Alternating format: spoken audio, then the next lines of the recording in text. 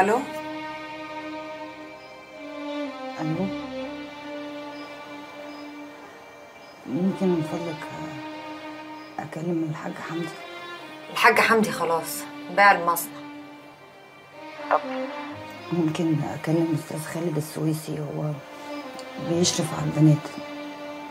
مش موجود. ممكن اقول له حاجه لما يجي؟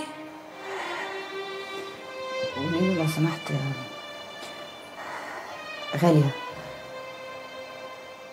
السجانه اللي كانت متجوزه صابر، انت قولي له غاليه بس هو هيعرف. غاليه السجانه بتاعت القناطر؟ ايوه غاليه. انا دلال يا غاليه، فاكراني؟ اللي كنت عندكم في القناطر، اللي كنت عنبر اداب، اللي انقذتيني لما كنت بحاول اموت نفسي. يخرب بيتك يا بنت يا دلال، انت ايه اللي جابك المصنع؟ ما انا اشتريت المصنع، انا بقيت حاجه تانية خالص يا غاليه. لا مبروك، الف مبروك. متشكره. لا قولي لي يا غاليه، انت كنتي عاوزه ايه من خالد؟ النبي بالله عليك يا دلال، انا محتاجه منك خدمه، والنبي ما تكسفيني يا شيخ. اصل خالد هو صاحب صابر، هو اللي شهد عليا في المحكمه زور، هو الوحيد اللي عارف طريقه فين. انا محتاجه اقابله ضروري، محتاجه اقابله ضروري يا دلال.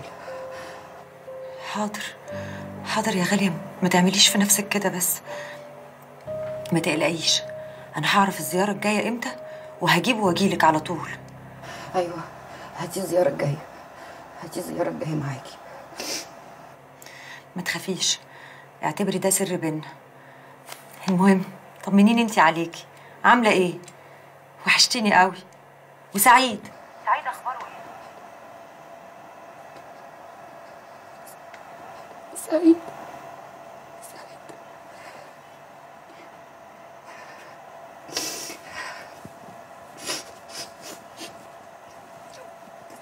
سعيد تعيش انت يا دلال. الله يرحمه.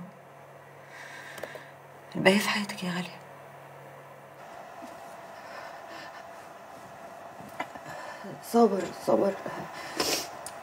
صابر هو اللي قتل سعيد.